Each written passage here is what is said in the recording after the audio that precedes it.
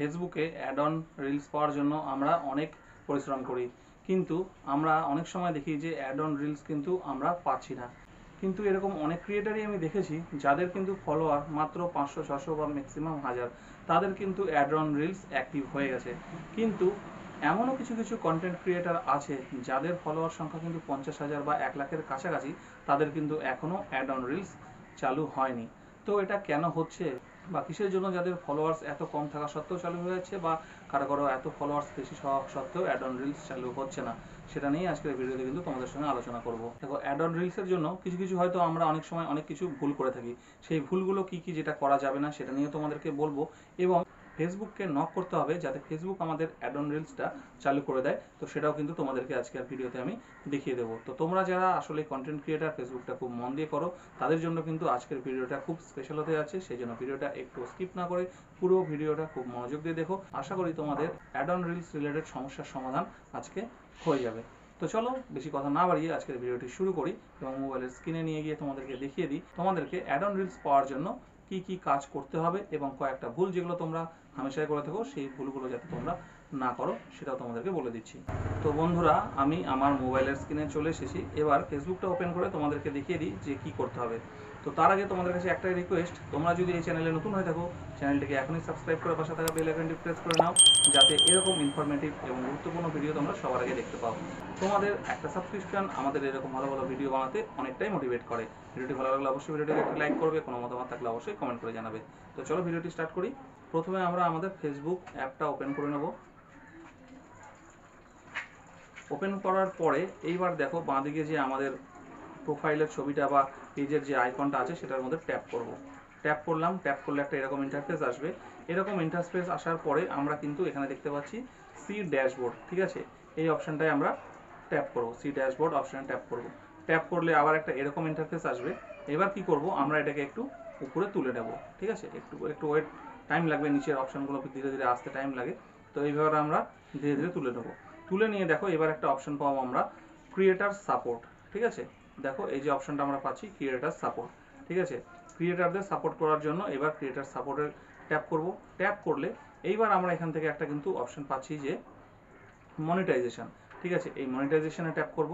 মনিটাইজেশনে tap করার পরে এবার আমরা ইস্যু ক্যাটাগরির আন্ডারে, দেখো এখানে যে ইস্যু ক্যাটাগরিজ আছে, ঠিক আছে? আমাদের তো ইস্যু অ্যাড অন রিলস আসছে না, সেই ইস্যু ক্যাটাগরির আন্ডারে আমরা আবার এখানে কি করব, দেখো এখানে আমরা কিন্তু প্রোগ্রাম এলিজিবিলিটি, ঠিক আছে? প্রোগ্রাম এলিজিবিলিটি, ঠিক আছে?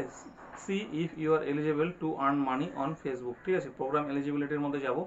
এলিজিবিলিটির মধ্যে এইবার কিন্তু আমরা পাবো একটা অপশান, সেটা হচ্ছে অ্যাড অন রিলস। দেখো এই যে এখানে অ্যাড অন রিলস অপশানটা আছে, এখানে আছে check if your page or professional mode profile is eligible for ads on Facebook reels, ঠিক আছে?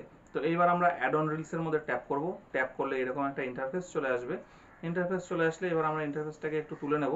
এইবার এখানে অনেকের অনেক সময় এই আই অ্যাম ইন্টারেস্টেড এই অপশানটা কিন্তু থাকে না বা হাইড হয়ে থাকে, ঠিক আছে?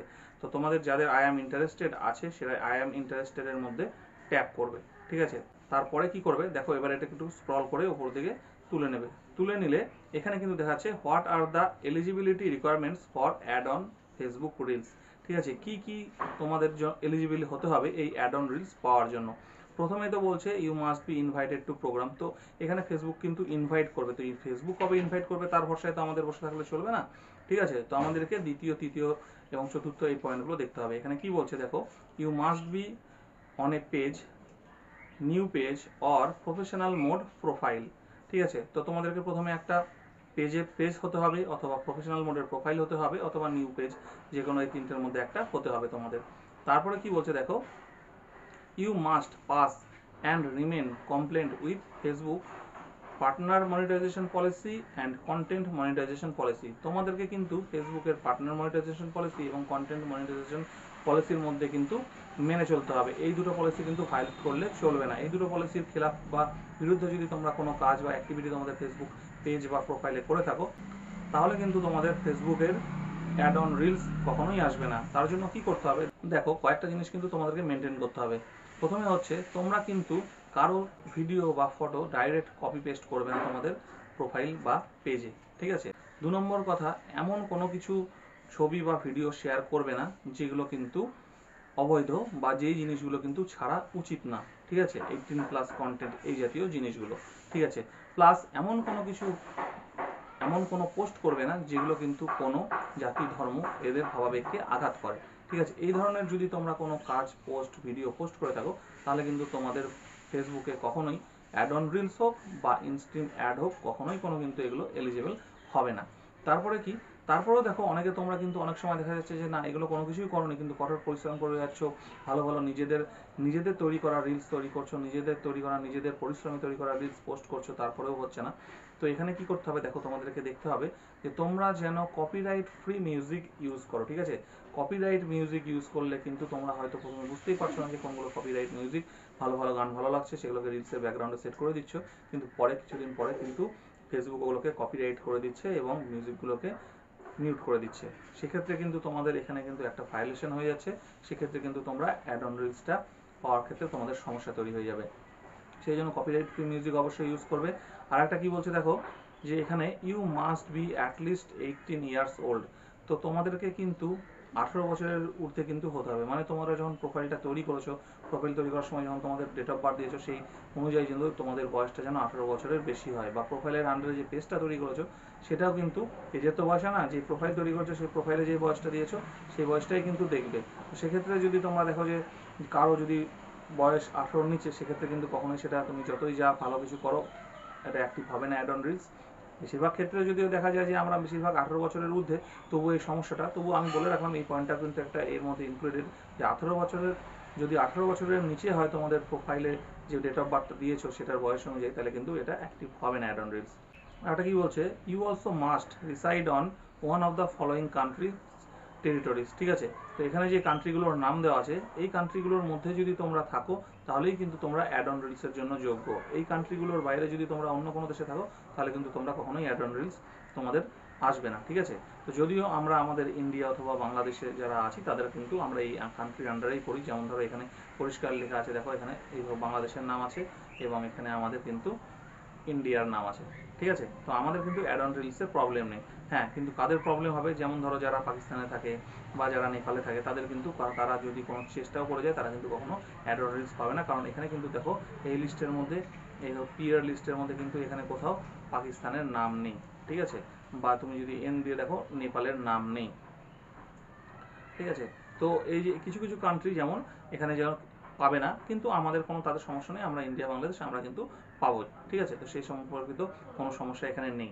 তাহলে কি হলো, যে কয়েকটা পয়েন্ট বললাম, এই জিনিসগুলো কিন্তু তোমরা সবসময় খেয়াল রাখবে যে এই জিনিসগুলো যাতে তোমরা না করো, এবং এই কান্ট্রির মধ্যে আছি তো কোনো সমস্যা নেই আমাদের। এইবার আমাদেরকে কি করতে হবে, মেন যে জিনিসটা আছে সেই জিনিসটা তোমাদেরকে দেখাচ্ছি। দেখো এখানে একটা নিচে অপশন আছে, ওয়াজ দিস হেল্পফুল।